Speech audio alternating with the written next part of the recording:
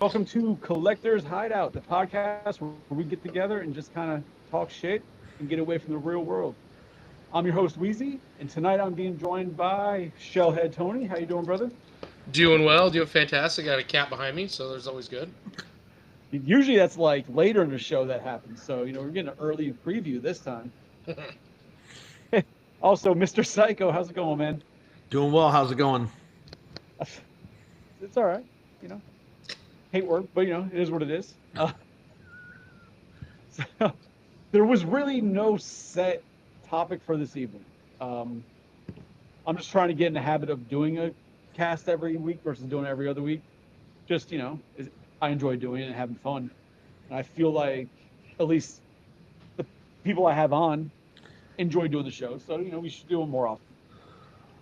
So this is kind of like a wild card episode, and I'm just going to give anybody the chance to discuss, talk, whatever they want to kind of bring up, and shoot the shit over, and we can just go from there, see where the chat takes us, and just enjoy the next hour 15 or so.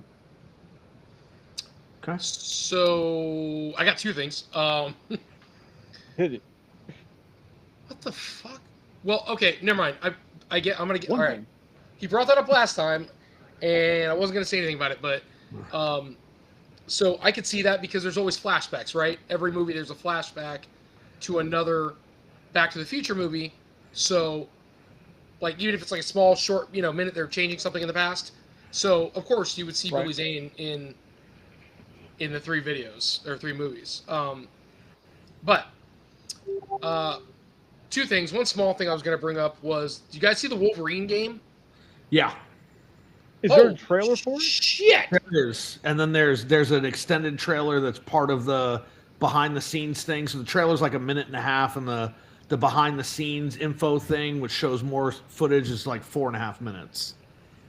All right, no, because like I know some Cuban guy messaged us, oh, the Wolverine looks amazing. And the only thing I seen of it was like pictures, screen captures. I'm like, oh, okay, cool. I guess it looks good. I didn't know what there was. And well, thanks, Gustavo. But yeah, I'm definitely not bald. Like, what the fuck? Jesus Christ. I just like to wear fucking hats. Hater. What's up, Damien? So What's going on, man? They teased, if you watch the trailer, they showed Mystique, they showed Omega Red. There's another scene that I swear it's Cable, but it might be Omega Red without his, like tentacle things coming out. But I thought it was Cable. And then you had, they show the prototype for the Sentinel. They show, there's another character, I can't think of who it is, but it looks Omega fantastic. Red? Huh? Omega Red is getting a lot of push lately. 'Cause I just saw something today that popped up, said that it's being rumored, or the speculation of that he's going to be in one of the upcoming movies. I don't know if it's a Spider-Man movie or if it's an X-Men. Like, he's going to be in something coming up, supposedly. So, he's a cool character. I liked him as a kid. Now I don't know or remember any of his story, but I always I wanted to, what was it, like Russian or something or German? He is Russian, and that's why he's getting a lot of play recently because, clearly with the tension between, Russia and Ukraine, and then the tension now slightly between America and Russia, he's kind of becoming another thing. That makes sense. So it's like, I hate to say it, but political feeds. So he was. I mean, this. I might sound like an idiot for this. Not. I don't give a shit. It's my cast. But I got into like the MCU with the MCU, like that, just like those characters of Marvel superheroes. I didn't read those comics. I wasn't familiar with them. I knew the names. I had like the collector's cards from like, way back, Marvel masterpieces and stuff. But I never read like the comics. So I don't remember all the characters. So when I was watching Iron Man 2, when they had Whiplash, Yeah. Yeah. in my mind, I was like, oh, what, they couldn't get rights to Omega Red? I thought that was supposed to be Omega Red. But apparently it was a real character that I just didn't know about. But when I first saw that, I was like, holy shit, this is like, why did they just use Omega Red? Like, that seems like it'd been such a cooler character to have. Well, in this because movie. remember that at the time, Fox owned all of the mutants No, that's from fine. I'm just Marvel. saying, like, it wouldn't make sense because he's not a Iron Man villain, anyways, right? So it wouldn't have made sense. I didn't know those characters back then as to who was what, where was what. Like, I just knew X Men and then Spider Man's who I knew stories of. Yeah, I was like, oh, that's just fucking Whip or Omega Red. It was no, but he was a Russian too, wasn't he? he was. Man, Russians like whips. Well, they did that on purpose. I see that. Um, again, it was More to that. Like, well, yeah. I mean, because Whiplash in the comics was a thing, but was not as well known as Omega Red, and so when they were making the Iron Man thing, there's a lot of similarities between Iron Man and Omega Red, right? So Omega Red was originally a super soldier, like a Russian super soldier, but instead of just enhancing him with a fluid, right, like a steroid concoction or whatever, like they did with some of the other Russians, like Red Guardian, they actually turned him into a cyborg to do it, and then they gave him those tentacles, which are different kind of metal. I don't remember. It's carbon something, but I don't remember exactly what it's called. But the thing about that carbon stuff is it releases things which they called death spores, I think it was in the comics. And those things are like slowly killing him. So to avoid that, they had to give him this serum, and the serum made him like super crazy. And then he just descended into being a supervillain. so this sounds like Wolverine. Cool. All right. Um, Yeah, Am I Wolverine and wrong? Doc Ock had a baby, and it came out. yeah, like Wolverine's dying from the adamantium in his body. Like his healing powers keeping him alive, but it's not strong enough, so he slowly is dying, just not as fast. Cool. And he's super strong, just not a super soldier. All right. Like I said, I remember watching that Iron Man. I was like, oh, that's Omega Red. That's cool. And it's like, oh no, it's Whiplash. I'm like, oh, that's something I Is don't that know. I don't remember. carbonadium, like adamantium, Something but carbonadium. carbonadium. Yeah, it's carbon something, carbonodium or carbonadium or So it's whatever like you're saying. carbon and adamantium together. It's like a So it's so like it's supposed to be it's supposed to be an inferior metal, right? Like in America, Captain America's got like the vibranium shield, and then you have Wolverine with the adamantium, and the Russians were always like a step behind and just trying to get things quick, and so it was carbonodium or whatever it was, but like the Russian scientists didn't realize that when it was interacting with the human body, it would release what they called death spores that would start killing the host. So, yeah. shit happens. Oh, But good. I'll watch the. I'll try and watch the trailer tonight or tomorrow because I didn't realize it was dry. Like I said, I've only seen screenshots for the game. So Yeah, it looks like it's the engine. I know it's not because I think Rocksteady I think Rocksteady Yeah. was the engine they were using for the Batman games. It gives a little bit of that battle vibe, the way I see him moving around the screen and stuff like that. was it But I think Rocksteady? huh? Rocksteady made the Batman games, yes, but not the Wolverine game. Right. But no, but who was using the Unreal? Well, that's like Mortal Kombat. I think uses Unreal. A lot of games use Unreal. Because like I'm thinking like dude, for years there was Unreal Tournament, which was an amazing Well, fucking that was game. back in the day. Right, but from there, a lot of games use their system. And a lot of larger companies like Insomniac have a proprietary system. So the engine that Tony was talking about, I guess he hasn't played the Spider-Man games on the PlayStation, but that's the engine they're using. So the engine from Spider-Man 2 on the PlayStation, that's the engine that's being used for the Wolverine game. The difference is that it's been pumped up because the Wolverine game is being made specifically with the PlayStation 5 Pro in mind, and the Spider-Man 2 game was made with the PlayStation 5 in mind. So that's why it looks slightly better, but it's the exact same engine. so I just googled it, and the same Unreal is making all the engines for it. So Unreal was part of the Batman engine. Unreal was part of the Spider-Man, and Unreal is now Unreal 5 or whatever is going to be Wolverine's engine. So that's why the gameplay. I swear I remember seeing the Unreal logo loading up Batman. Yeah, I saw it was kind of crazy, but I'm a huge fan of the Arkham games, right? I played them all, beat them all. They're fantastic. They're great stories. They're great open world kind of games, for sure. But I never got into figures up here, all of them. Do you? Yeah.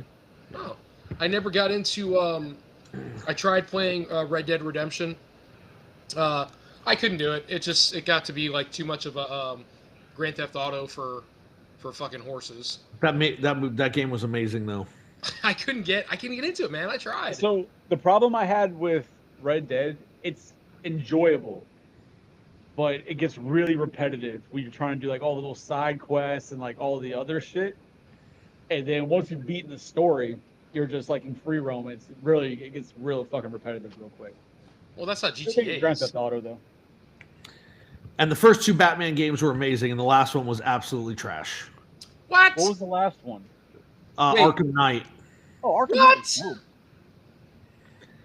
You didn't like Arkham Knight? Arkham Knight was trash.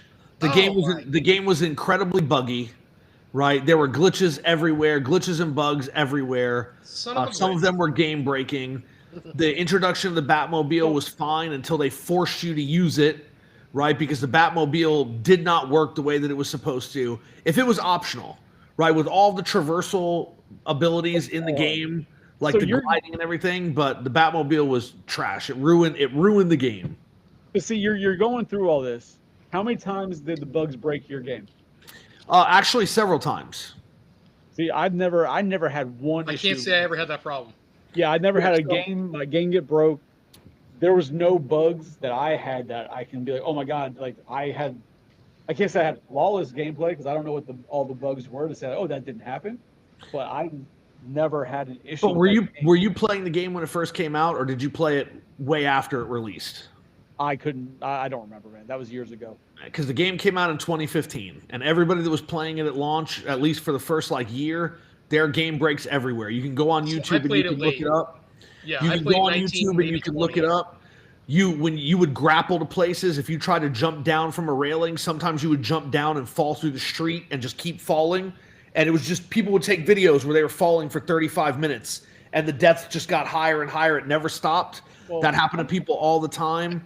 But that shit happens. That shit would happen to us in Grand Theft Auto. Fall through the map, and then you're just fucking. You have to reset the system to get out of it. Yes, but it happened a lot in. It happened almost every fucking game we play. And so, like for me, one of the game breaking glitches that I had, and I wish Microsoft hadn't been assy and gotten rid of their clip collector, because I used to have this clip. I saved it. From my Xbox One, and recently Microsoft was like, oh, if you don't save these as something else, we're going to start erasing them, and I missed the time to save it. But essentially, it was the last Batmobile mission where you're going after Deadshot, and I was coming around a turn, and all of a sudden, the game just took control. It spun my tank backwards. It started pulling it out into the middle of the fire where all the tanks were. And then all of a sudden the game screen turned black, and then you just heard all these crazy noises, and there were these jumping shapes that came out, and then Batman came out of a completely shadowed look, jumped out of the Batmobile, grabbed Deadshot, who wasn't even out of his tank, and then the next thing you know, he's just choke slamming him down through the middle of the ocean, and it went like that for a good 5 minutes. And then all of a sudden, it went black again and switched to Batman putting Deadshot in the back of the Batmobile. So you won. I did, but I didn't get the last fight. I didn't get to do anything, right? And it's you got the right outcome, though. Yeah. Yeah, but I hate it. That's the only thing I hated was that battle. They forced you to use the tank to fight, or the Batmobile to fight. I don't even remember. It was 20 fucking tanks. Yes, it was a lot. And you had to sneak up on these assholes because they would fucking blow you up. You'd get through all of them, there'd be 3 left, and somehow one would catch you and fuck you up in one shot. So I can't tell you how many times I played that, or the part where, do you remember in the tunnel? This might be the game before, when you're in the tunnels and you have to I think you have to drive your Batmobile because he's chasing you in this drill I thing. think the Batmobile's only in The Batmobile's only in the last game. So it's Yeah. part of that. Then you're like running through these tunnels and you don't know where to go. And if you fuck up once, you got to start over again. Yep. And he's chasing you, and finally get to the end, and that Batmobile like jumps over this. I don't even know what the hell it is. I don't know. Yeah. It was a hard ass game though, but So- I liked this. And maybe I'm thinking of the wrong game, but I like the side stories where the Man Bat. That's the game you're talking about. I The right love game. that game. So Yeah, I mean- then my question is this, because you say the game sucked, and Tim's saying, "Oh, Arkham Knight sucks." If you guys played it at drop with all these errors and bugs versus where I didn't have any errors, so I must have played it later. Tony didn't either. And we had a great gameplay experience. So your claim of, "Oh, that game sucks," is just because of the bugs. But the actual game itself, bugs aside, was a great fucking game. Yeah, I mean, and again, I can understand why you say that. I still disagree. Even if there were no bugs, I didn't like the fact that too much of the game relied on you using the Batmobile. As Batman, I want to use the Batmobile when I want to. I don't want to be forced to use it. And there were a lot of times when the game is like, okay, you have to use the Batmobile. That's it. It's like, well, I can essentially fly in this game, right? Like, it's not just gliding. I can actually fly in this game. That's just a game. But why do I have to use the Batmobile? But that's giving you the experience of being Batman. That's like getting mad, like, "Oh, hey, you in this mission you have to be stealth." But I get what he's saying. I get what he's saying. It's the difference. It's the difference of if I want to use it and call it awesome, but why am I being forced to use it for this mission when I could just jump from building to building to building and get wherever I want to go? Exactly, Right, because cool, in the previous Batman games, they let you do what you wanted to do. There was a story, but you could tackle it how you wanted. Yeah. You could fight things the way you wanted. You could sneak in stealthily. But in this game, they're like, no.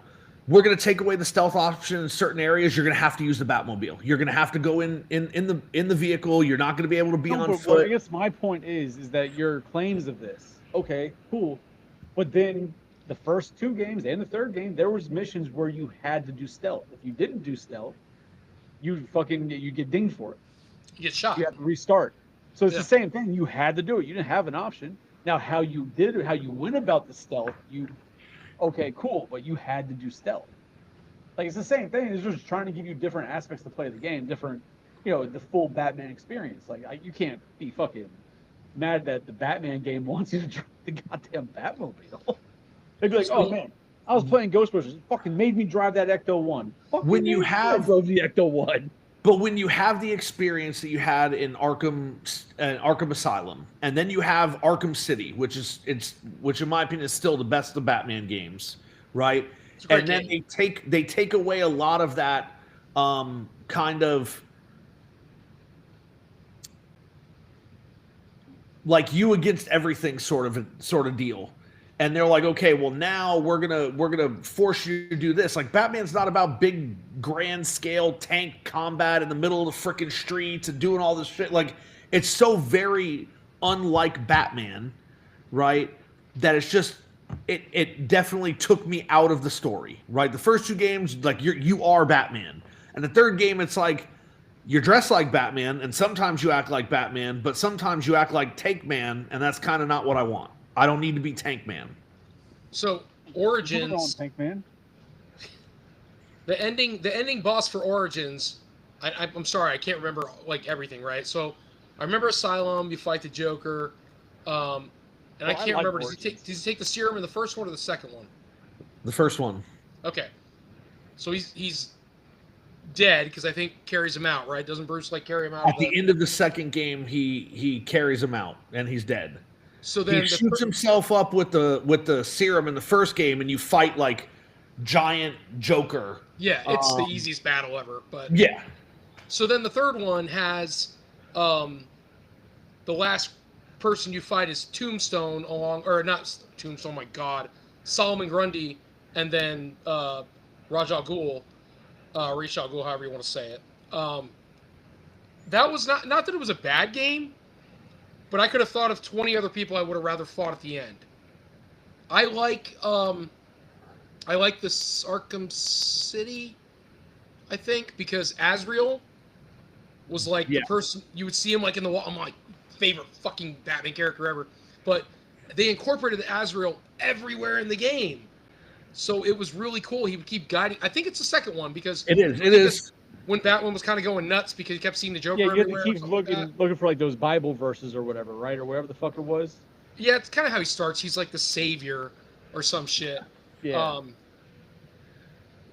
But yeah, so I guess back to my original point, I love those free roam games when there's they put effort into how you're going to execute the story, and I think Batman by far has done it better than most other free roam games. You got to play, you got to do whatever you wanted to do. You got to be Batman who beat the shit out of everybody. It wasn't like I don't want to take away from older NES games because they have their charm. It's what we had at the time, but this is one of those games where it's like it's a beat 'em up game, but it's strategy. Like you have to think about what you're doing. You're some dude up on a fucking building in the middle of the night, and you see 30 dudes below, and you're like, okay, where am I going to drop? Who am I going to kick first? Because then it was cool because you'd go to kick the next guy, and it was a sequence of somersaults and shit. Well done. Thinking about all the other, especially because it's free roam, right, and other superhero free roam games. Yeah. Batman for me was the most solid, the most enjoyable, the best story. Like it shit on the competition at the time, like the Spider-Man free roam game. Like it was fucking trash compared to Batman. Like Batman was just on top of it. Yeah, because the Spider-Man game, like Spider-Man 2, for instance, it was a great game when it came out. But Arkham Asylum came out in 2009, right? Games had progressed from then, and the Spider-Man 2 game, which everyone was like, this is the best video game based on a movie that's been released. It was essentially, the story was just what you had in the movie, and there weren't like story missions that were surprising. So yeah, obviously Batman Arkham Asylum was significantly better, not to mention that it had the benefit of the voice cast from the animated series, which is still considered probably the greatest animated show of all time, as far as as far as superheroes, right? Like The Simpsons is up there for best animated show, but X-Men? I mean, I don't think you'll find anyone that says the X-Men show is better than Batman the Animated Series. Amazing Spider-Man? Oh no, you know what? I'll say this right now: Batman the Animated Series is shit. How about that? Shit. I mean, that's just because you're a troll and you don't That's actually. that's way too far the other way because I love that and I watched it every day with my brother as a kid. No, it's not because I'm a troll, you dick. It's because as growing up when it was on, I watched it. I did not enjoy it. I was not a fan of it at all.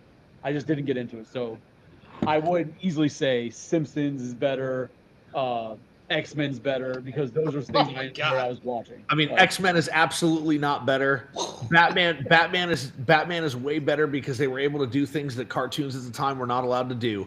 So, awesome, for that's instance, a great opinion you have. Doesn't mean mine's wrong. So, for instance, in X-Men, they weren't allowed to have real guns. They had to have laser guns. The censors wouldn't let them do it. Instead of them, when they were making Batman the Animated Series, instead of asking them, hey, can we do this?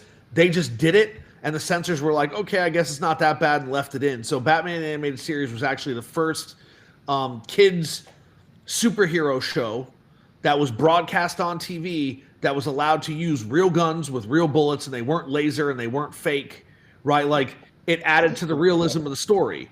I don't know. I will say this: if you guys are Spider-Man fans, Spider-Man, and I think somebody in the chat was saying it, Spider-Man and Miles Morales and Spider-Man 2 for the PlayStation, they're all on PS5 right now. In my opinion, they are right up there with the Batman games, and Spider-Man 2 might actually rival Arkham City. Arkham City is fantastic. Spider-Man 2, everything that it packs in, it's amazing. Right, like you actually feel like Spider-Man. The combat is very similar to Arkham, to the Arkham series, but like you have all the Spider-Man things. You have web shooters, you have super strength, you have all this stuff, and so you're like tearing through people. It's great. I'll have to check it out because I mean I'm all about my whole arm. This whole arm is Spider-Man stuff, so I'm all about it, man. I'd love to play it. I don't know why I haven't to this point, but it's probably because I've been going back playing other games. What? That's surprising to me that you haven't played it.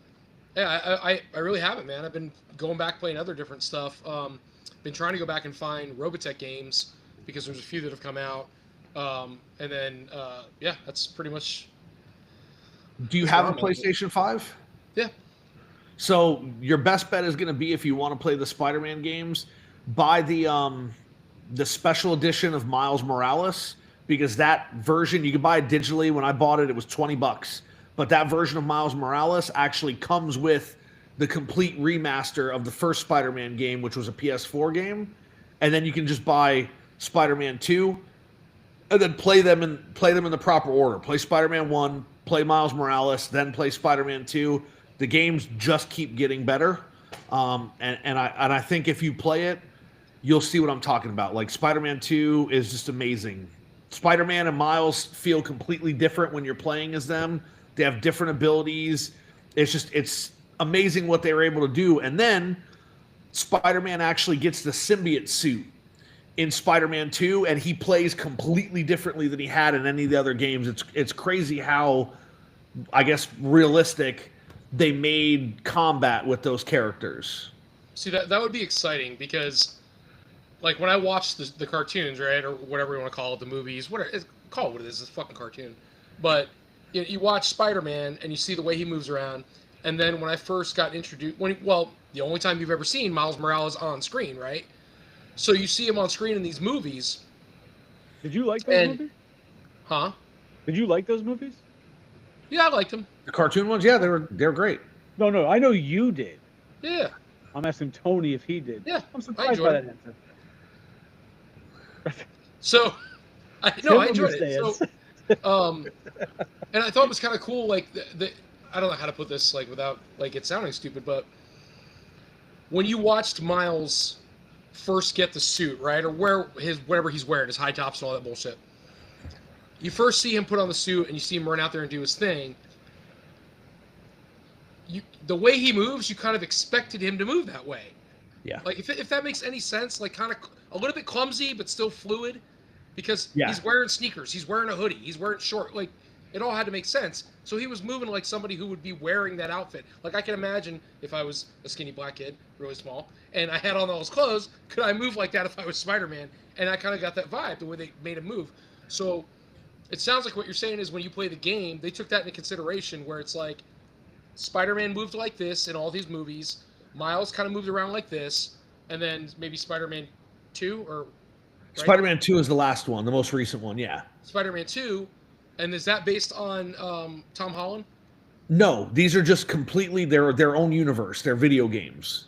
So it's just Peter Parker, they don't say who it is? No. Okay. But Miles is Miles, right? Well, it is, but again, it's within their Miles. universe. It's based on comic. But I'll tell you, they take it even a step further, Tony, because when you play the Miles Morales game, Miles is not playable in Spider-Man 1. He appears in certain scenes, but he's not playable.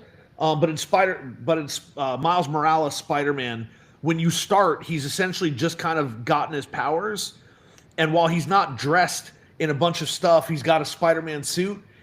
He plays like he's not confident. His moves aren't fluid. The combos work, but they're slow, and they're like you can stop. It's what you'd expect. Like, Yeah, he's still and then- figuring it out. Yeah, and then at the end of the that's game, at the end of the Miles game, he's better, right? Like he is more fluid because he's been fighting, he's been doing all these things. But when Spider-Man 2 starts and it throws you into Miles, it's like, holy crap, Miles has actually become Spider-Man. Everything that he does is fluid. There's no wasted movement. It's like Peter had gotten to the point where anything he does, he's doing on purpose. There's nothing wasted, right? And Miles gets there at the beginning of Spider-Man 2, and then by the end, you have these two like super powered Spider-Men. It's fantastic. You fight Venom, and Venom feels like bulky and huge and menacing, and the ground like cracks and stuff as he's walking. Love. Yeah. So So like want to see Venom as anything but just this big. I want to see Hulk size Venom. and that's where the Venom I showed you, the Venom you were talking you- about you getting don't from want- Hot Toys, Mhm. that's where that design comes from, is that game. So you don't want Topher Grace as Venom? You don't want Eric Foreman as Venom? Dude, that was such an abomination. Like, I remember when that came out, how excited I was that I'm like, we're gonna get Venom on the screen. I lost my crap. We're gonna get Venom. We're gonna get Venom. We're gonna get Venom. And then they bring him out, and I'm like, why does he look like a vampire? Like his mask goes back, and he's like, How you doing, Parker? He's Bro, like they got Topher Grace, and he's such a unintimidating person because you know him from obviously that '70s show where he's yeah. Eric Foreman. Like you can't get away from that. But then you see him later in Predators. He's in the Predator movie, and even there, he seemed more of a threat and a badass and a villain than he did as Venom. Like when he was Venom, it was just so bad. He did not So weird, fit dude. that at I don't all. I don't know. The movie wasn't great, and I would have preferred the like jacked up Eddie Brock character to be in the movie. But I understand what they were going for. They were going for the dark, like the dark mirror version of Tobey Maguire. Probably. That's the Venom that Sam Raimi was trying to put on the screen. It wasn't the hey, this person is huge and super strong and like they're coming to get you. It was the what happens if you let yourself, because when Toby's character gets the symbiote on him, he starts becoming right. He starts becoming what Venom ends up becoming. Like it starts to control him. It starts to take over, and so it's supposed to be narratively speaking like what happens if you give into these instincts. Like what happens if you do the wrong thing, if you're not struggling to be better. And so they Essentially, needed somebody who looked like Tobey Maguire and would be essentially the dark mirror yeah, version of the it's character. it's Peter Parker, but with his evil twin mustache. That's yeah. You with his emo haircut? Uh, we got to dance. He's like, oh, Mary Jane. Like whipping his hair back. He's one of the goth kids from South Park. But I So, mean, um, I missed something. Somebody who was it? I think it was Gustavo. That they showed I gotta get ice. Miles Keep Morales' talking. uncle in the live action movies. yeah, Yes.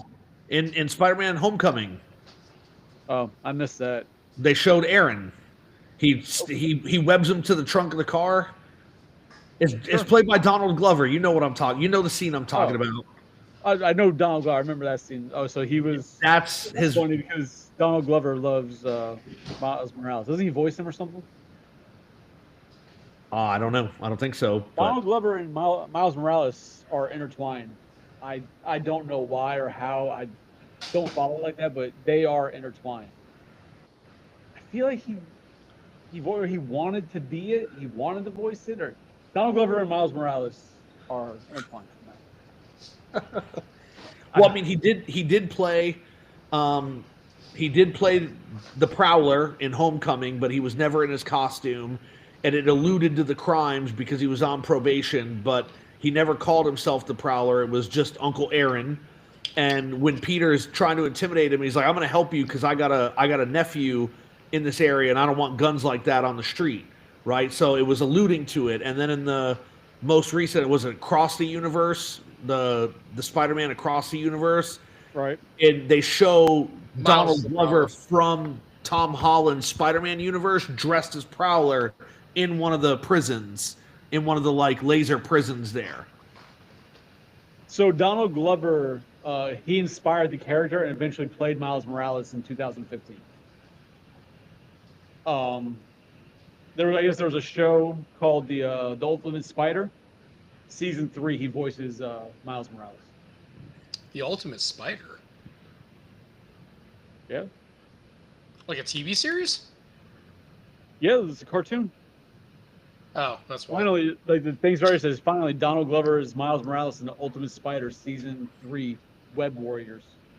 So No idea what the fuck that is, but so Miles it's kind Morales of, and Donald Glover are intertwined. if you go back to Tobey Maguire, right? Like first Spider-Man we got to see on the big screen that was worth a damn. Because there was Yeah. a 70s one and that or 60s, and I can't remember what that was. But so the first Spider-Man that like anybody gave a damn about. Now, we weren't all in love with his Peter Parker role. I think as we got further into their movies. But I think he did a good job of Spider-Man. You're squinting a So lot. What's going Yeah, on? no, because I don't No. agree with that. I think. Go ahead, Chris. No, I can see that, right? Because I think for me, I can agree to it. The idea of how like actors who portray Superman, you often get either a good Superman or a good Clark Kent. It's hard to get the Yes. two in one actor, right? Um, the first Spider-Man, I think there was no flaw there between Tobey Maguire playing Peter and Spider-Man. But as it went on, I think it was just because of the age range he was supposed to be, and then like really looking at it, it's like it just didn't really fit anymore. For me Yeah. personally, I was like, all right, he just seems too old to be So, what he's trying to portray, and that's just a right. personal nitpick, I guess, For me, because of the actor and knowing how old the actor was and who he's trying to be, and it just didn't set right. Versus you have like Tom Holland, who's essentially the age he's trying to portray, or much closer. so All right. for me, it was different, right? Like I believe that Tobey Maguire was the best Peter Parker that we got on screen. Andrew Garfield was the best Spider-Man that we got on screen, and Tom Holland is the best all-around Peter and Spider-Man because you, at least for me, like growing up with the comics and then growing up watching the Spider-Man animated series, Tobey Maguire played the Peter Parker role in a believable fashion. He was good in the first Spider-Man movie and in parts of Spider-Man 2, but it wasn't the character that I expected it to be. He wasn't cracking jokes, he wasn't being funny, he wasn't like jumping around all the time. And then you fast forward into the Amazing Spider-Man movies, and you have Andrew Garfield who doesn't play a convincing Peter Parker at all because he's popular. He's cool, he's popular, like nobody picks on him, right? And so it's like he's not believable. But as Spider-Man, every time he's in the suit, every time he's doing anything, he's insulting the bad guys. He's like flipping around, he's doing crazy things to make them look stupid while also beating them, which is very much Peter's personality in the Spider-Man costume. And Tom Holland kind of does both of those things, right? Like he's constantly getting picked on. He's not popular at all. He kind of has to sneak into things and then try to come up with ways to be popular. But then also as Spider-Man, he's making jokes, he's doing things. So it kind of, he's definitely, in my opinion, the best overall, but the other ones have their roles. So I think with Tom Holland, I think like I said, it's the age, right, and the size. Because he's smaller. Tobey Maguire was an adult Yeah. playing a kid. So And Tom Holland was too. Tom Holland was Right. 20 or 21 playing a 15-year-old. right, but He looked his 15. look. Yeah, No, exactly. he does, looks but he was young as still an shit. adult. But I'm saying, but he looks young as shit. Tobey Maguire wasn't 21. Tobey Maguire was probably damn near 30 when he was playing the role. Right? I don't know. So Tobey Maguire, like I said, the first one I thought he was fine, and then to me, just the actor kind of aged out really quick for the role he was playing. But He was 25 when he filmed Spider-Man. Yeah. and he just looks older. Like he just looked like, and that also might be the case of people watching movies knowing him from other things. You know what I mean? Yeah. Like you know Tobey Maguire from other things before this, whereas Tom Holland, it's kind of like his first real big push in the mainstream of people knowing him. So you can kind of like he's young, you don't know anything else to really compare him to, and you get that.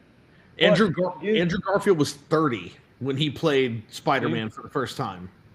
But see, Toby though, in the one that recently happened, where all three of them were in the same movie together, Yeah. that Tobey Maguire Peter Parker, I feel was like perfect Agreed. because he's older, he's more of a vet, like, and he portrayed it, I think, flawlessly at that point. 'Cause And he seemed to fit more the proper look and age of what he was supposed to be. yeah, Like, I so just picture him with a baby strapped to his chest. Tom Holland was 20 when he played Spider-Man in Captain America Civil War and 21 when he played Spider-Man in Spider-Man Homecoming. But He it's just still funny looks like 'cause- he's 17 this day. So yeah. But Andrew Garfield at 30 years old being Spider-Man is crazy. But So- even then, Andrew Garfield as a person, as an actor, makeup and everything, he looked younger than Toby. Yeah. He looked younger. Because I've always pictured Spider-Man being a teenager. So like I said, Toby just really physically appearance aged out of the Spider-Man fast. Yeah. No, So the Spider-Man cartoon is spectacular, correct? Which one are you talking about? haven't seen The it. 90s one. The 90s one is just Spider-Man. It's not amazing. It's not spectacular. It's just Spider-Man. And then when that one ended, we got Unlimited Spider-Man or Spider-Man Unlimited for like a half a season before it was canceled. So Tom Holland is based on Spider-Man Unlimited. Tobey Maguire Tobey Maguire is just Spider-Man, and they don't specify. And then Andrew Garfield is based off of Amazing Spider-Man. So we don't even have a spectacular Spider-Man. However, when you watch the movies, right? Andrew Garfield's first villain is the Lizard. Yes. And if I'm not mistaken, that is Spectacular Spider-Man. Am I wrong? You're not wrong, but I don't think I don't think they put as much thought into it as you think they do. Because like the Spider-Man that they made with Tobey Maguire wasn't based on the cartoon or anything in particular. It was based off the idea that James Cameron was going to come in and make a Spider-Man movie, but he wanted to use Hydro Man as the villain. Yeah, it's just Spider-Man. Yeah, and then Sony was like, "Oh, you're James Cameron. I'm going to let you do it." And then James Cameron's like, "Yeah, I'm going to go do this instead." And they're like, "Well, now we got to figure something out." And so they took the assets that they had been developing. They brought Sam Raimi in, and they're like, "Now we have a Spider-Man movie." Right? But Spider-Man Unlimited was super crappy. That show was absolutely terrible. But the only reason I say is because, like, if you read the comics for Spider-Man, right? Amazing Spider-Man, Spectacular Spider-Man, regular Spider-Man, all of their I don't want to say their timelines because it's not timelines, but all of their quote-unquote universes or stories, I guess, you had Black Cat, right? You had, or Mary Jane was the main chick, or Black Cat, what the fuck was her name? Felicia Hardy? No, the other one, not Black Cat. Gwen Stacy. Gwen Stacy. So you had Gwen Stacy, or you had, Jesus Christ, dude. Gwen Stacy, or you had Mary Jane. You also had Betty Brant. You also had Felicia Hardy. But they're all different timelines. So where do they fall with Spectacular, with Amazing? So Amazing Spider-Man. A lot of thought going into this. What? A lot of thought going into this. There's a lot to think about. That's the problem. I want to say, without Googling, I want to say Amazing Spider-Man is Gwen Stacy and Spectacular is Mary Jane. Am I wrong? Am I reversed? I couldn't tell you. To be honest, Tony, I never looked into it that deeply because those characters existed in all the different forms. And Spider-Man changed. So there were little differences, but it wasn't. I mean, I read it as a kid, so I don't know. I wasn't picking up on the nuances or anything. But so, Tony, are you trying to say that obviously the characters are in all the different universes, but how important their role is for a different version of Spider-Man? Yeah. So just case in point, Gwen and the Lizard coincide. Not just in the movie, but they coincide in the comics, right? So there are characters and how things happen and how things transpire, and when Spider-Man, it's in the comic too, when he throws out the webbing to try to save her and he breaks her back. No, in the comics, that's not how. It goes with the Goblin. It happens to go with the Hobgoblin. It happens with Hobgoblin, but he doesn't catch her at all. He doesn't get there. She's just dead. Right, by the time he gets the message that he needs to get there and he shows up, there's nothing he can do. Green Goblin drops her and she dies. That's it. Hobgoblin. I don't think it's a Green Goblin. It is Green Goblin. It's Norman Osborn specifically. You should fix your glasses when you correct me. It makes it better. Green Goblin kills Gwen Stacy in the comics, and so I just looked it up to figure out what was going on. So Amazing Spider-Man, as you said, is the original Spider-Man comic. That was the original. But then Marvel was making so much money with Spider-Man, they wanted to be able to tell other stories. And so what they did was they created an additional monthly comic that followed the same story with the same characters and everything else, but it was like side stories. It wouldn't tackle the main things that were happening. It was like, oh, in Peter's downtime or between this main arc and this main arc, we have this story. They called that comic book, the monthly one, Spectacular Spider-Man, but it's the same universe.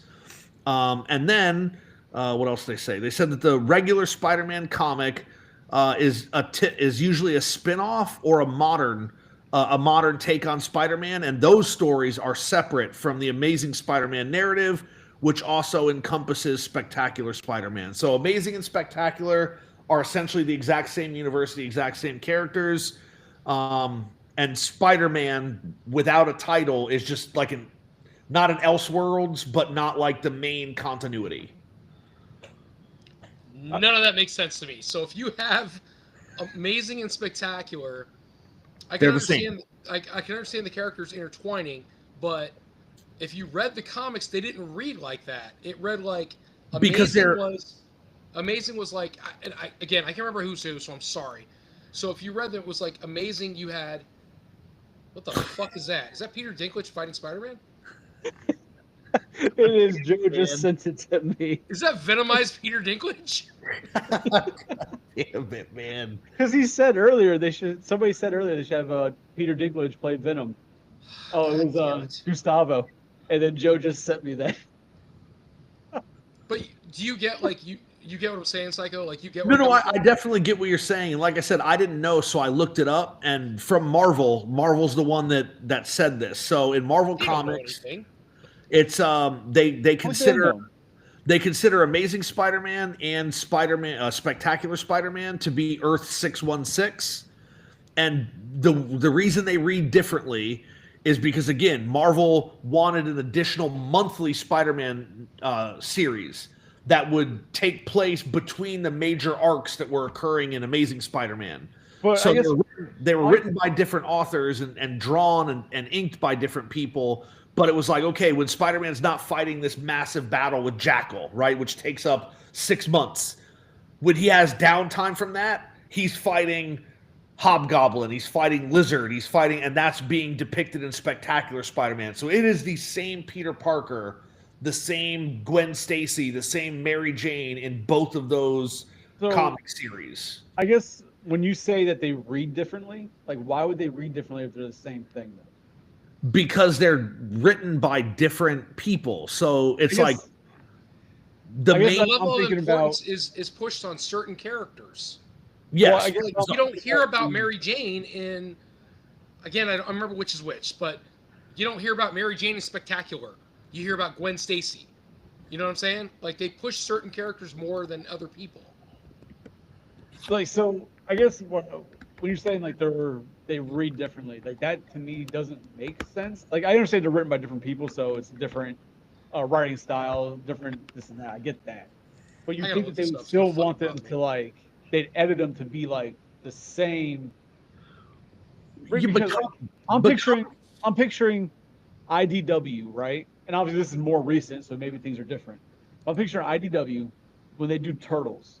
They have the main run of Turtle comics, right? 150 books. But then throughout the entire thing, you have all these little side stories that pop up. You know, the Turtles and Ghostbusters. April and Casey have like their own 6 books. Turtles and Power Rangers. And they're all part of that same 150 run. It's just the little side ones that they make extra Turtle content.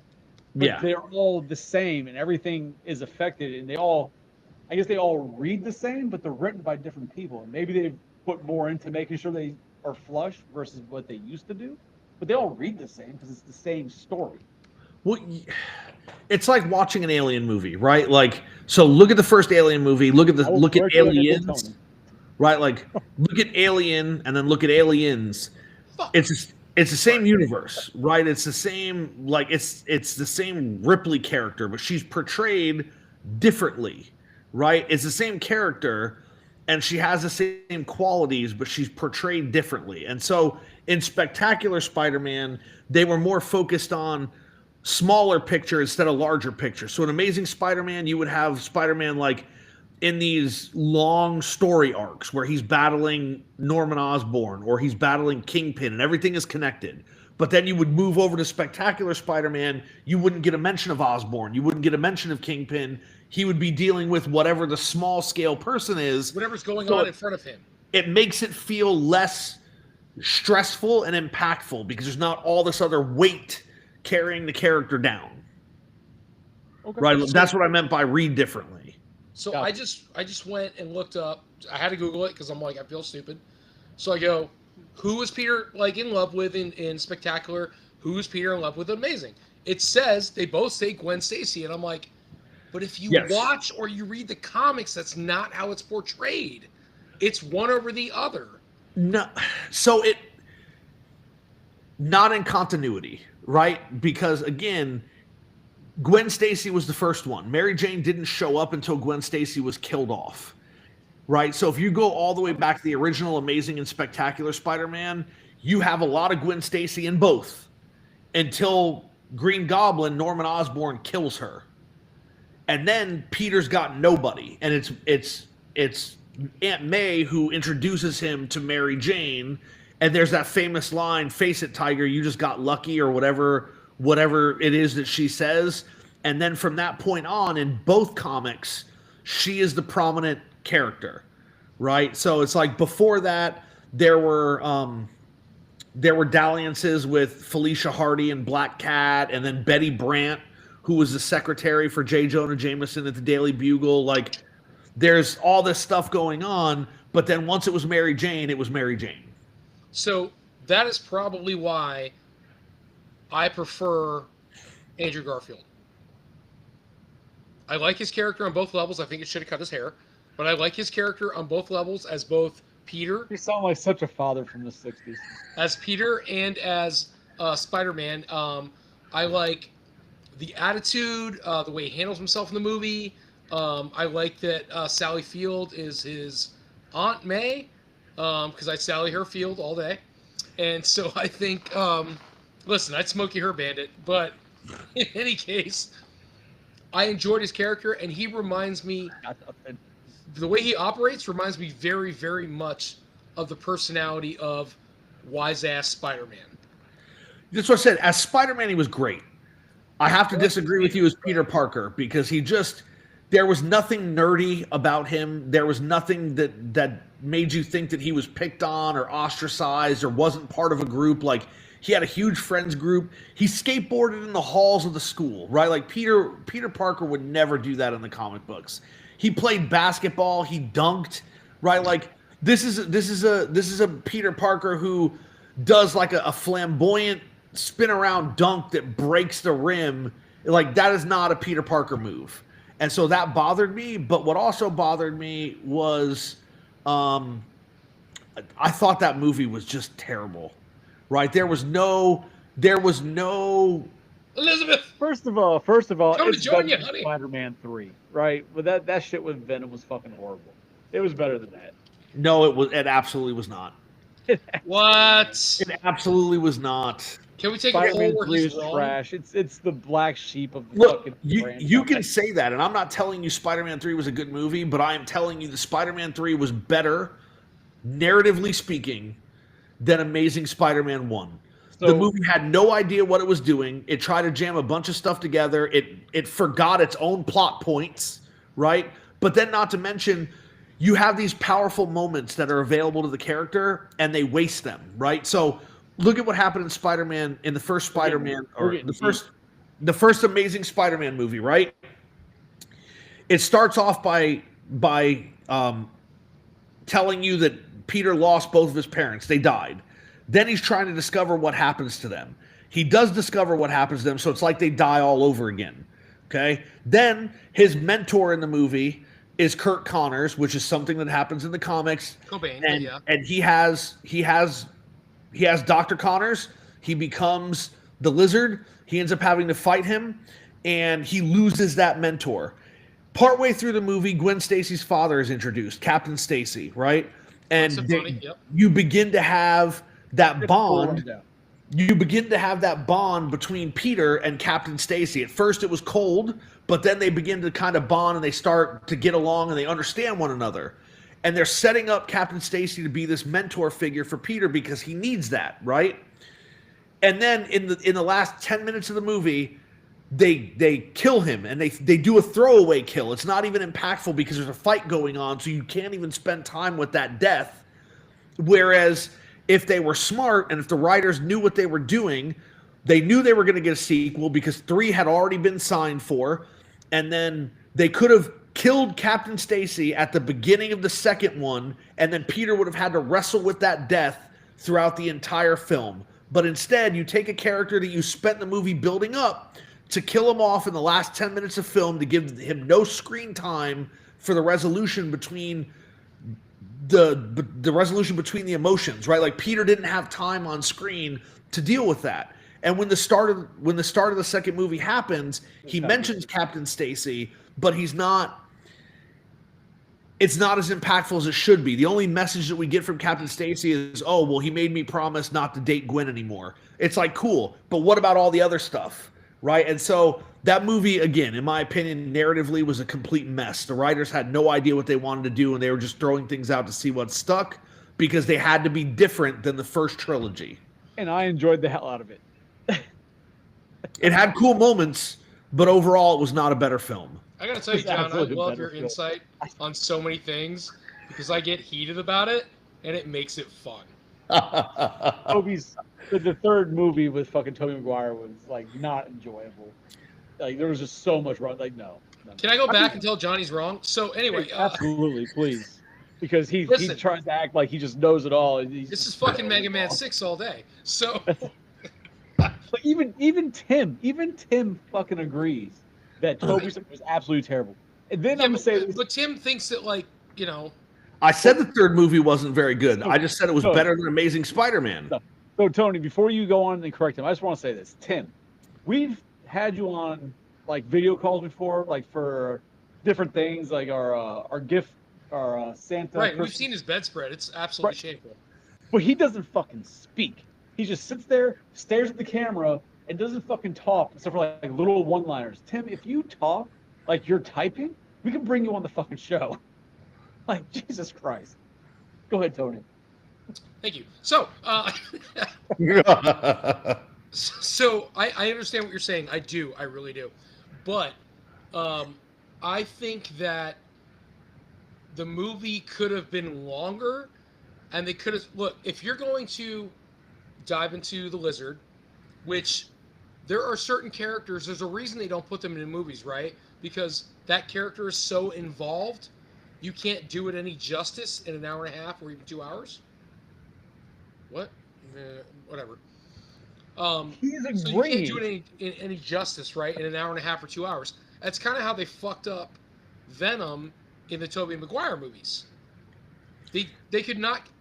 Don't make that face. They can't fix your face for a minute. They can't give that character the time it deserved. They gave too much insight on Toby, and which they should have been like, it should have been a 2-part movie where it should have been, this is Toby, he gets the black Spider-Man suit, he does all these crazy things, and then maybe at the end of that movie, they hype it up and say, he's like, maybe he's standing there, he's like, I gotta get this off me, and he's like, I have to be myself, whatever they do. Yeah. And they stop it. Now you make another movie where it's all about him fighting and being tormented by the whole Venom saga. Yeah. But they didn't do that. They tried to squeeze it into one movie, which fucked it up. That's why I don't think it went over well. I think it's more than that, right? Like, again, I'm not saying Spider-Man 3 would never be what I said. It's got to be more than that. No. Everything's different, too. You'll learn that. You can have the most valid point. You can have goddamn psycho bastards always got something else. So you can have the spreadsheet of proof validating everything you say, and psychos will be like, I don't agree. It's different. And you can be like, I know they said it's this, but no. No, sir, you said this, and I said this, the exact same thing. No, it's different. In ancient Greece, we didn't have Spider-Man. Here's what happened. He doesn't want to be wrong. To clarify, I am not saying Spider-Man 3 was a good movie. There was a lot wrong with it, right? Trash. I'm just saying, in my opinion, it was better than the other one. But I agree with everything Tony said about Venom, except I think it's also more, right? Because like it's everything that Tony said, but it's also the fact that the things that played on that played off on that didn't play off on screen, right? So like Sony wanted Venom. Sam Raimi didn't want Venom. Sony's like, this is our movie, you're going to put him in. So he puts him in, and he's trying to tell the story he wants. And then Sony came in and was like, no, we want you to do essentially a live-action version of the Venom we saw in the cartoon show. and I think because you're a big Spider-Man fan, Tony, you're probably going to agree with this, and at least, I mean, I agree with it, but most people think that the origin story that we got of Venom in that 90s cartoon show is the best one. Like, that is the one that most people think is the best cool, one. but no. Okay. Yeah. And so it's like, that was the issue, right? It's like, Sony's like, this is how you're going to do it. And then Sam Raimi's like, he pulled an Alien 3. He's like, cool. I'll just do whatever the hell I want. I don't care what you think. So Alien 3 was so bad. all right, so Venom. Tony likes it. He's wrong though. I don't want to go off on Venom, man, because he's his whole other thing. I'm sticking to the Spider-Man thing. We could probably attack Venom another time, but so with this whole Spider-Man thing, so we're watching that movie, and like I said, they should have just done.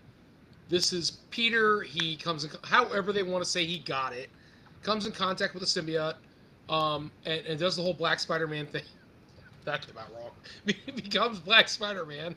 Symbiote Spider. Driving Symbiote around a car on Spider-Man. big rims, Black and so. Let's not get canceled, please. That would be great. No, it's fine. You haven't been on ours recently, so Tony's like, it's fine. This isn't drinks and toys. it's fine. Yeah, it's not drinks and toys. So I think we had I think it could have been really good if they'd just spent more time explaining the symbiote, how it makes Peter Parker different, Spider-Man different, and make that the story. He could fight somebody, but they could have done Shocker. He could have fought Shocker or anybody and just called that at the end of the thing. And it's like, maybe they end it with he's standing there like reflecting on like, what have I become? And then that's it. Credits. And the next movie is he's doing shit he didn't think he would do. He finally gets the suit off, and now he's got to deal with Venom. And that could have been its own movie. They could have done 4 movies, and it would have been fantastic. Would have ended the series properly. When they did Andrew Garfield, I think they did an awesome job of going back to the roots. They brought the Lizard in right off the rip. I think the story was fantastic. He's friends with the Lizard. He understands before, right? Dr. Connors or whatever. He understands him. The whole thing makes sense. He's got Gwen. He's got Gwen's dad. The story went great. Then you get to the end, and it's moving too fast. It's almost like we have so much we want to cover and not enough time in this movie. Okay, add a half hour. The movie was already great. It captivated you from start to finish. Give me an extra half hour. End it as a good movie. And then you could have gone on to a second movie with whoever the hell you wanted to. The Rhino, the Goblin, whatever. Hobgoblin would have been cool. And both of them were terrible in the movie. You have a mechanical rhino, you have a green goblin that just looks weird for no reason. So absolutely atrocious. And then if you saw what the hell was the movie we just saw, and they were amazing in it. Oh, I just saw fucking help me. Who's the guy? Oh my god, he's trying to hunt. He hunts Peter. Craven? Thank you. Craven has his own movie. Which we talked about that. I enjoyed that. I liked Craven. I haven't seen it. So look, you had to take it for what it is. It's about Craven. It's not a Spider-Man movie. Bro. But during the movie, they have the guy who plays the Rhino. Now, the story, they just wrote a story. That's not the Rhino story. They just wrote a story for a guy and said that's the Rhino. And they just wrote a story for the Craven guy and that said that's Craven. You're right. I get it. Have you read the comic though? Yes, but I do think the Rhino himself was a great adaptation of who the Rhino should be. So the way he because in the fucking comic it's just a dude in a Rhino costume and he's a which big makes badass. him super strong and everything. Yeah. Right, but they actually created the character, and I think they did a great job with that. You go ahead. I'm good. So I was just curious if you'd read the recent comics with Craven where he teams up with Predators. No, that sounds terrible. It makes sense. If anybody's gonna team up with the fucking Predator, it's Craven. Tony, I am curious what origin story you think is best for Venom. I mean, we don't have a lot of them, so it's not like we're gonna get back to that Venom's not from space. Is this where we're gonna? Well, he's from somewhere. So you have the one where he's from space. You have the one where he's brought down from space on the spaceship by Jonah Jameson's son, which was That's in the cartoon. That's yeah, the the cartoon cartoon. version. Yeah. You have the one where he's just an alien entity, and he how was it? He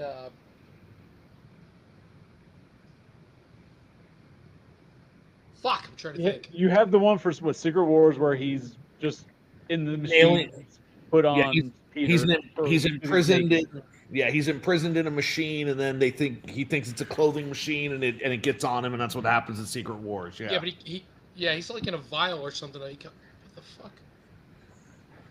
And then you have Ultimate Spider-Man, where he was a cure for cancer. He was being developed as a cure for cancer with Eddie Brock's father and Spider-Man's father. That I don't. That's I never hard. watched that. I never read those. I don't know that. So Yeah, it was a suit that was supposed to cure cancer, but it cured cancer, but it also like took you over, and like made you bloodthirsty. And so is that the Venom who's also don't- like looks like a bounty hunter, but it's a Venom costume? No, That's not his origin. So when that happened with that story where he was a cure for cancer, was he at that point The fuck is he? an anti-hero, or was he just a villain? he was just a villain. Okay. Like Venom always starts as just a villain and then becomes an anti-hero, but I'm just thinking about the idea that if he was to fight cancer, it's like they developed it to like eat cancer cells, but then like it takes over and now it's eating like the cancer of humanity. Like all the bad people. It's like, I'll eat these cancers instead. the coolest thing about the Ultimate Spider-Man version of Venom was that he started as this like hulking monster. He didn't have to build up to being that. He started as that. Ah, there it is. He's right. The Agent Venom. He's right. That's what I was referring to. So I do not like. I do not like this. What? Where he's like a Punisher clone. Yeah, that's what he looks like. I don't like the small adaptation of Venom. I love everything where Venom, like I love with the comic books where they draw him so oversized and ridiculous that he's overpowering, because that's what I liked about that character. Because he's supposed to be a threat to Peter Parker. He's supposed to be he was a threat and he was a brute to Peter Parker because he knew everything Peter knew. Because the symbiote had shared both their things or whatever. And so I think that's cool. But then you had Carnage, which Carnage is by far my favorite symbiote of all time. For a whole bunch of different reasons. But Carnage was like that insanity part of a symbiote that took over and went, we're not just symbiote, we're taking everybody out. And that's where Carnage came into play, and that's why I fucking love that character.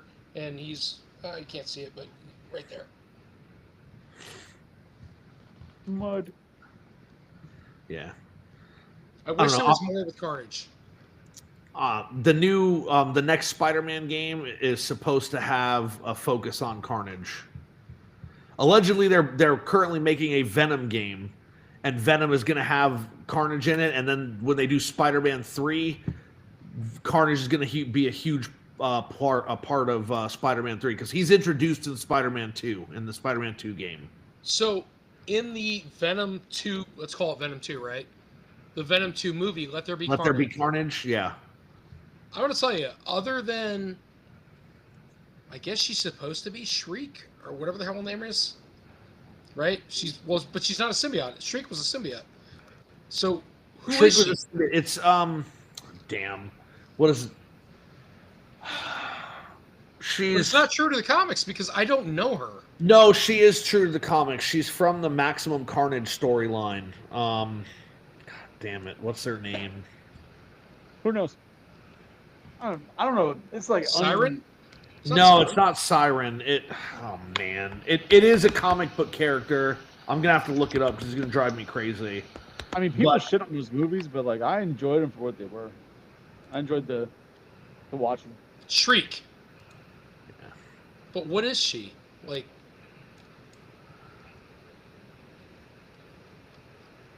but what is she? Comic book character. I'm just trying to find out who she was.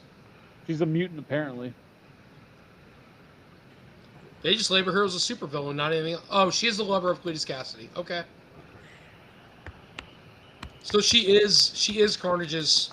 She is a mutant. He's right. Yeah.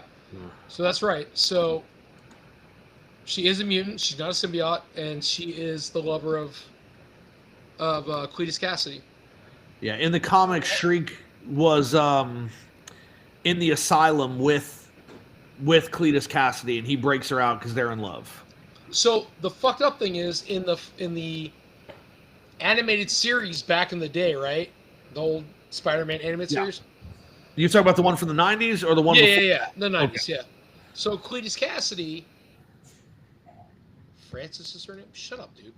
So Cletus Cassidy, How dare you doesn't tell me what bite it Eddie. is? You know what I mean? It's not like that. That's not how he gets his thing.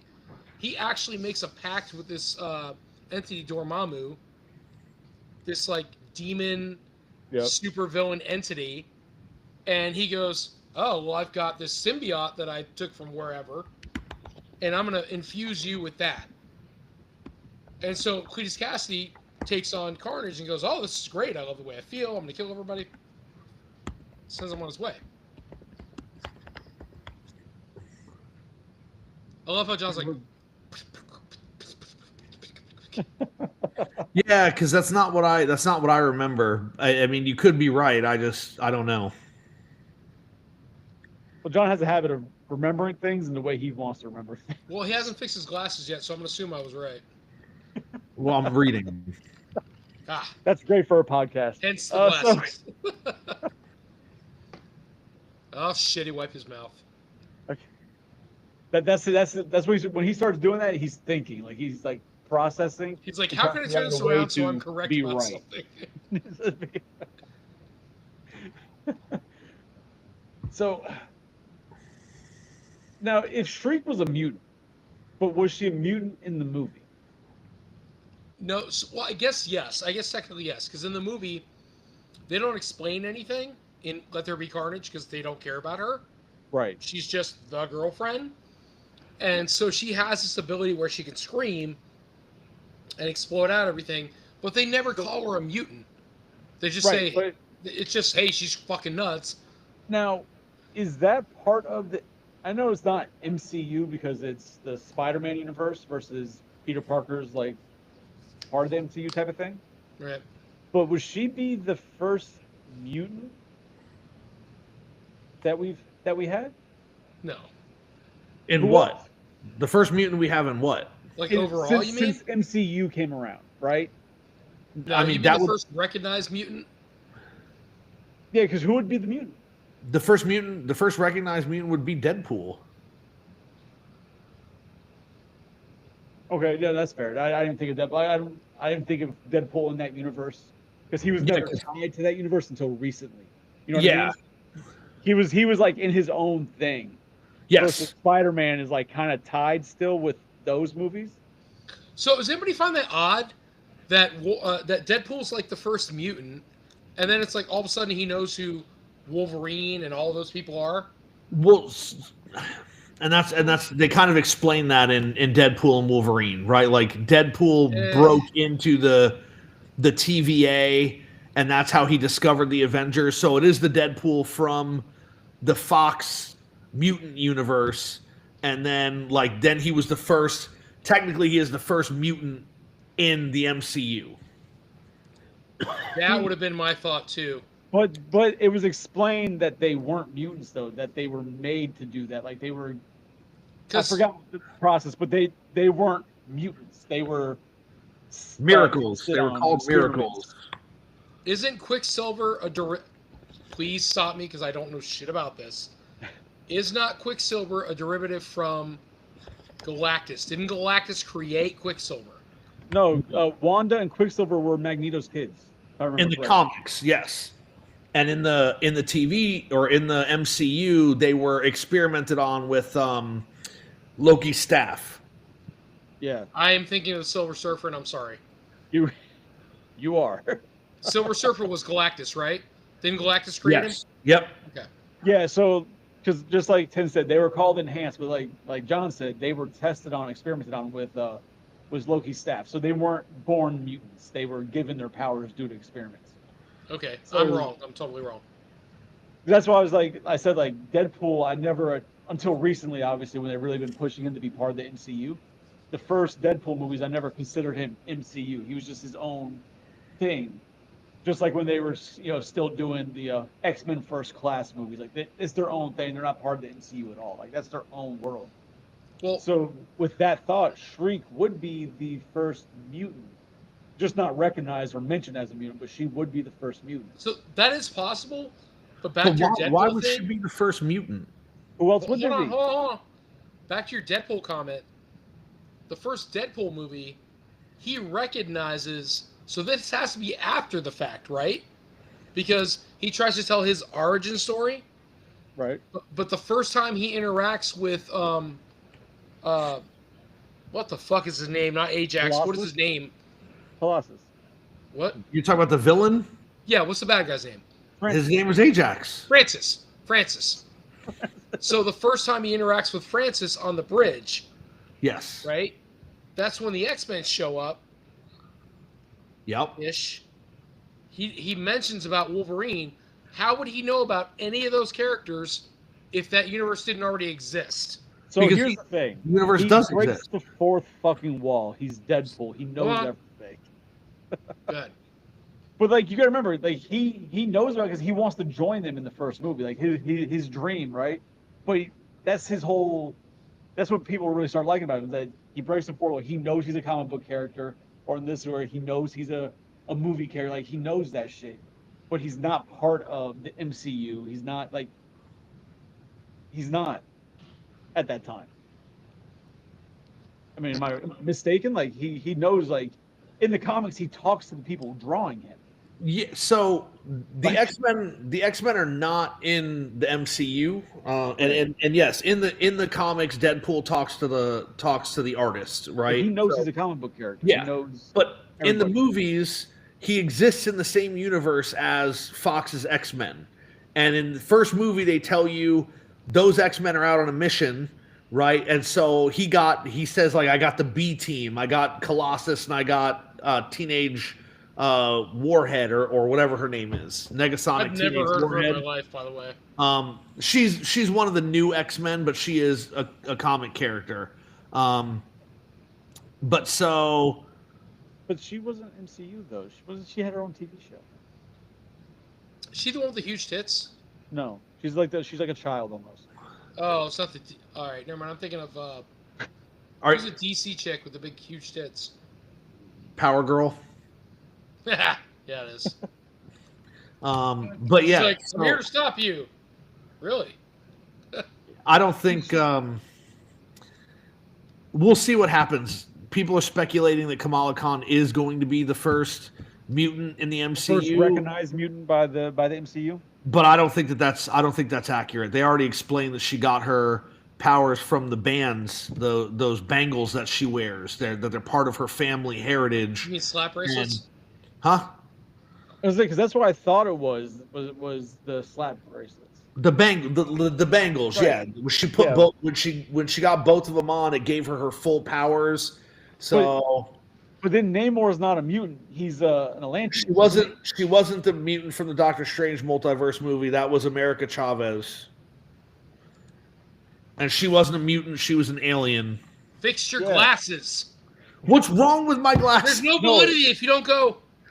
That's but like, God damn it. and like When you're right, you Like fix the- your glasses. Damn it. Gundam said it's followed by Namor, but Namor was Atlantean. He's not a mutant. He's an Atlantean, right? Yeah, and again, they've been purposefully vague about this. Like in the comics, Namor is a mutant. In the comics, Kamala Khan. Well, in the original comics, Kamala Khan was exposed to the crystal Terrigen or whatever, and she got powers. Some other people got powers, but then other people died because of the exposure. But the MCU has been purposefully vague about the origins of a lot of characters. Word mutant. I thought she's They the chick could- that ran with like Joe Biden. No, Jesus Christ, Tony. So yeah, Is that too political? Sorry. but yeah, So- so they've reworded them to be different things. Like Namor is now an Atlantean to make them not be mutants because they couldn't use the term mutant due to copyright with Fox, right? Because of X-Men. So that's what I'm saying. So it seems like but even Shriek, because they don't mention her as being a mutant, but there's no backstory as to how she. But has Shriek powers. isn't part of the MCU. But she's the closest thing to the MCU versus anything else, right? Because she's part of Venom. Then that's part of Spider-Man, who is MCU. Different. Well, I mean, technically, Venom now is not Venom's part been of. in the MCU for like a split Yes. second, so like it's kind of all. It's like 1 degree of MCU. Right? Well, so it's weird because they wanted us to believe that Venom popped into the MCU, but then in the last Venom movie, he didn't pop into the MCU, right? Like because everybody speculated that when he popped into the MCU, that little piece of symbiote came off of him, and that was what was going to create Venom. But then we find out that he left that piece of symbiote in his own universe at the bar, and it was very ambiguous of what actually happened, and I think it was because they didn't want to tie all of that together when it came down to it. Because that's what everybody thought. It's like, oh, he popped in like in the last Spider-Man movie, and he's, that's going to be Venom. But then when they did Venom 3, The Last Dance, it turns out that little piece of symbiote was actually in Eddie's universe all along. Like it never actually was in the MCU. So I don't know what happened with that. I thought it was in the MCU. That was a shit movie, by the way. Because the guy, the government guy who's played by the guy who plays Baron Mordo in the MCU doesn't leave his universe. He shows up to the bar and he catches the little piece of symbiote that came off of Eddie Brock. So it's like that piece of symbiote was in his universe the whole time. Then where'd he get zapped to? That nobody knows because it doesn't make sense. The way that they showed it in the Spider-Man movie, it made it seem like he got brought into the MCU and left the symbiote behind. But then in Venom's movie, they show you that didn't happen at all. So you don't know. Don't we see Venom seeing Peter Parker?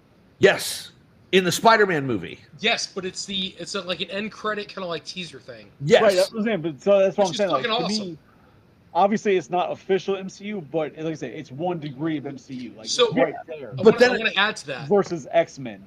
So it felt like Fox tried to retcon that in the last Venom movie. They're like, oh, no, we don't want you to think that that's what was happening. So I kind of want to add to that. So it's kind of weird that Eddie and Venom, right, are watching whatever in Costa Rica, wherever the fuck they are, and they're watching this video, but it's the Tom Holland Spider-Man. Yes. Right. It's not Garfield or Maguire, which it should have been one of them, not Tom It should have been Garfield. And that would have led into him getting a third movie, and that's what it should have been. And so people speculated that would happen. It's so fucking weird. It went to Holland, and then I love when they're sitting there and like he's not. Venom doesn't go straight to rage. He just goes, "I know this person," right? Like he has that unconscious connection. And why should I be intrigued by him? And why do I want to be part of him or with him or around him? But I think that was fucking cool the way they did that. But I needed them to do that with somebody other than Holland because Holland doesn't make sense. Well, it doesn't that solidify that he was because that's when after the zap happened, he was transferred somewhere else where he would have been in the MCU. That's why he saw Tom Holland. And that's why he got zapped back, leaving that little piece. And then John said like, "Oh, this one character hasn't been in the MCU. He's only in that universe, and he traps it." But as we've seen, you can have the variants, the same people doing the same type of job in the different dimensions, right? So yes, but they pick up specifically from that scene. I think it was because everybody was making this huge deal. Oh man, Venom's coming to the MCU. He's going to be there because again, he's watching Tom Holland's Spider-Man and he's at the bar and then he leaves the piece of symbiote there. But the third Venom movie when it starts, it has him at that same bar and then the government guy who's in the entire movie shows up at the bar to try to capture Eddie. Maybe this is why. Maybe I can see Venom 3. Maybe that's why I'm like confused. Which one had Woody Harrelson? I'm sorry? Which one had Woody Harrelson? That was 2, right? That was 2. Yep, 2. Maybe I haven't seen 3. Yeah, so the very beginning of the third Venom movie has him back at that bar in his own universe, and that's where that symbiote piece was left.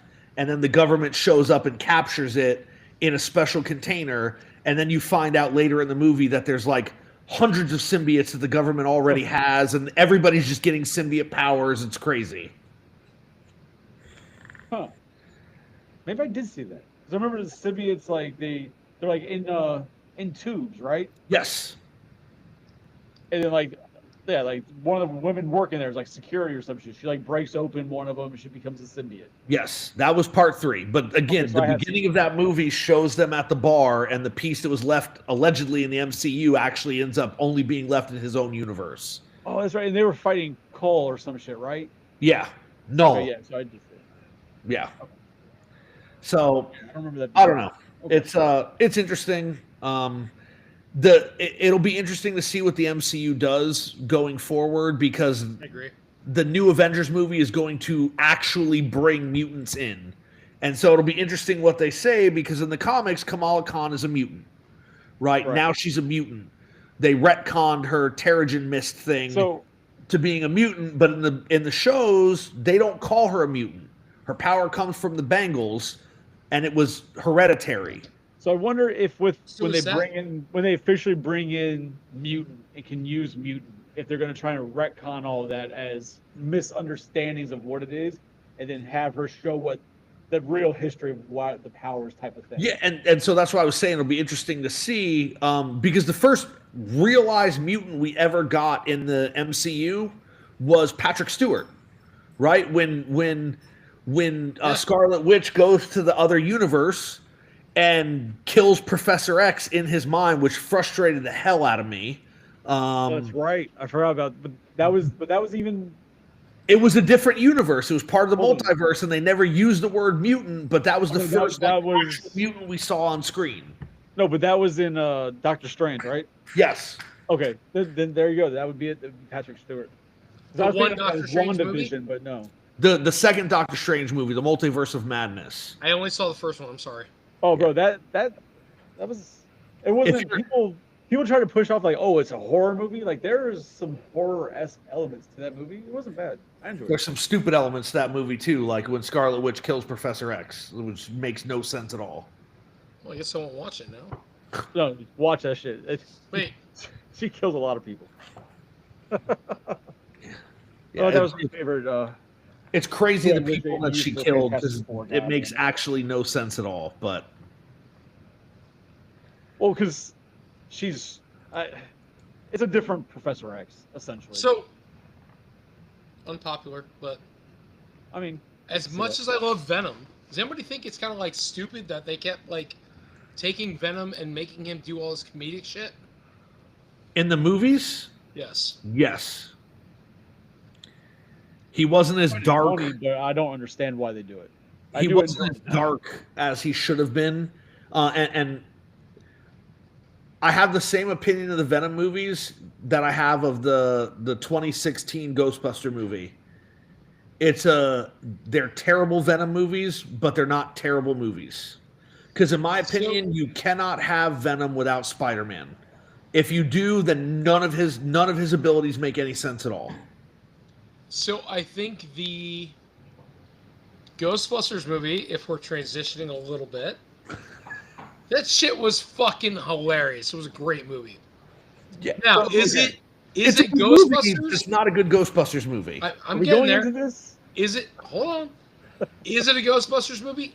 Not really. It's chicks who watch the Ghostbusters as their kids and are trying to be Ghostbusters, but it's not a Ghostbusters movie. No. Yes. No. So, Ghostbusters. Psycho and I have discussed this before. The biggest issue with the Ghostbusters movie is that they tried to redo Ghostbusters, right? 100%. There's no need to redo the original Ghostbusters. There just wasn't a need for that. They could have fixed because everybody hated that movie as soon as they cast it. Oh, it's Ghostbusters. And it's women. People bashed the shit out of it, firebombed it right away, right? That's because people are stupid. That's exactly. But Yes. if they had just done it as kind of what they're doing now with the movies and just had those the Lady Ghostbusters be Chicago and is their own franchise that they bought to franchise out Ghostbusters, and just their own story, it would have been perfectly fine. Yep. People would have still been pissed off and hated it, but They would've tried to just made- reinvent the origin. There's no need for that. Like, just have Right. it be the franchise, different story of people, but it's tied to that same universe. But no, they're like, oh, we're just gonna make our own thing, and just bite off, and that was the downfall. If they just did that. The like movie was great. Chicago, Yeah. it would have been great. The movie was very good. It just was not a good Ghostbusters movie. Yeah. And I agree with everything Chris said. Chicago, San Francisco, you could have put it in Miami, Louisiana. I don't care where you put it. It's just out of New York, right? Like, because there was like, you have to go into any movie like that with a willingness to suspend disbelief, Damn it, John. right? But the problem is, for me anyway, you act like the Ghostbusters didn't exist, but then why is it still called Ghostbusters? Why is the logo the same? Why do you call all the weapons the same thing? Like, how is that? How does that work? Right? Just So you say can it's sit there and say if you want to go, and they explain more of that in the comics, the interdimensional cross rip where they all come together, the different dimensions. Like, okay, but in the movie form, it doesn't make sense. just say They're just Ghostbusters the San first movie. Francisco. We're good. Yeah, no, and it would have been fine. Been a lot less hate. There's still been hate because it was all women, but it would have been less hate. Well, it's like the 2010 Karate Kid movie. Just name it Kung Fu Kid and be done with it. It's so bad. Don't call it Karate Kid. That You don't was need so to do bad. that. Literally everywhere else in the world, they called the movie Kung Fu Kid. Here in America, they're like, hey, let's just say it's a remake of Karate Kid. It was That's dumb. the Turtles 3 of Kung Fu movies. What's this Turtles 3 you speak of? Ah. I mean, I've got figures for it. They were like, it's an unreleased movie. It's weird. Yeah, I thought they were prototypes, though, right? Like, they were talking about making a third movie, but then they're like, man, this would be terrible, so we're not going to do it. The same thing happened with Beverly Hills Cop 3. They're like, hey, we're going to make this movie, but they're like, this doesn't sound like a good idea. We're not going to do it. It's He almost has like not when fixed they his did. glasses at any point. It seems just like what happened when they did Venom 2 and they made him part of the MCU, but then Disney's like, no, we're not having that. Take that shit back, and they had to fix it in front of Venom 3. Yeah. That's what it sounds like. Craziness. Oh, Jesus man. Christ on a cracker. So I'm looking at the time here, guys. We're at the 10:30 mark. I think we're gonna wind it off and Are we shut now? down for the night. I want to ask Tony a quick question. Actually, I wouldn't do that. Since you are a big Spider-Man fan, Tony, I'm curious. I was gonna kick you out if you brought up Mega Man. No. Drop your ass. No. That's a whole other cast. No. I am curious. Like, so for me personally, my favorite alternate version of Spider-Man is Scarlet Spider, and I'm curious like what your opinions on that character are. Like, I love Ben Reilly and Scarlet Spider, and I wish that we would get a movie where it showed that, but I don't think we ever will. So for me, it's always been Spider-Man 2099. Okay.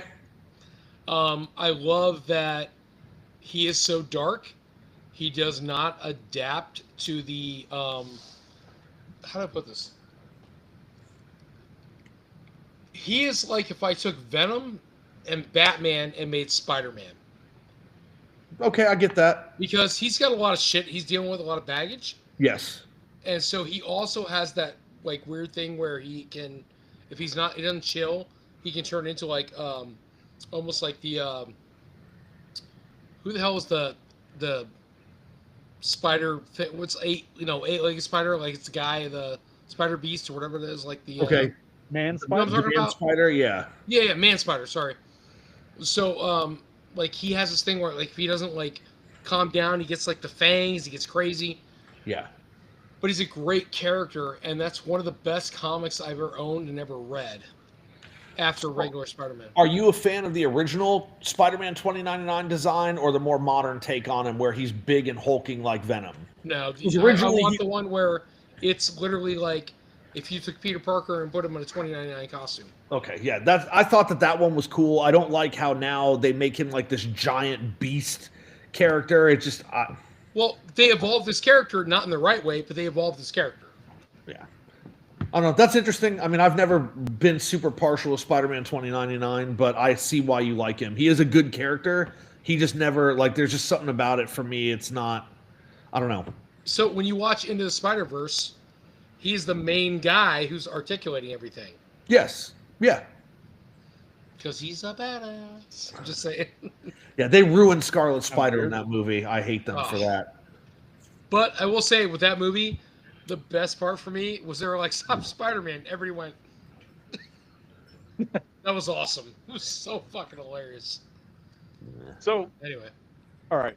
Any more questions for Tony on Spider-Man? you're good, man. You can wrap it up. Go for it. So, Tony, do you want to plug anything for next week? Drinks, boys? Yeah. So, Always yeah, guys. Plug Next that Tuesday, hole. of course, as always, drinks and toys come out. We're gonna talk about whatever we talked about, old vintage shit that came up in like movies, which is kind of cool. I then we don't know talk about this movies. Tuesday. What's up? And then we talked movies. And then we move on to movies. It was weird, but we'll talk about toys. Fuck it, you guys. I hope to see you. But go ahead, Okay. Louise. So next week, Collector's Hideout. Tony and I, we announced it on the past Drinks and Oh Toys. shit, Weiss, you just made me think about it. I will be in North Carolina, so I'm gonna have to log on from my laptop for work. I mean, if you're down, we can hold off. I'm in. I won't Okay. bail on you. I'm in. Cool. Oh shit! So- I forgot about that. So next week's episode of Collector's Hideout, we are going to discuss Little Shops of Horror or horrors. I haven't seen it since I was a kid. Tony, I know you're gonna watch it this weekend with your daughter. I'm gonna watch it this weekend, and then we're gonna have the whole episode. Well, hopefully the whole episode. If not, we'll go off into other random shit. But we're gonna discuss the movie, what we love, and how it's different from what we remember. Because, like I said, I haven't seen it since I was a child. So we're gonna do that, and I want to try doing episodes like that periodically, just for random movies that we don't never seen or haven't seen in a long time that we want to revisit and give a different view of what we saw versus what we originally saw. So that's gonna be next week. Psycho, if you're down to attempt to do that, but you have to watch the movie. It can't be like, I'm gonna talk my opinion based off of what I saw 17 years ago. No, you have No, to I mean, watch I the shit. actually watched the movie relatively more recently than that, but 10 years ago. You have to no, watch. no, this because weekend. Jen and I actually went to the Broadway show of Little Shop of Horrors like right before we moved up to our new place, and then after we did that, we watched the movie Okay, but still, just to watch kind it of and see what was similar and not. So If you want to be part of the show, watch it this weekend so it's fresh in your goddamn mind. All right. And then I encourage people in the chat. The fuck send you a link to what?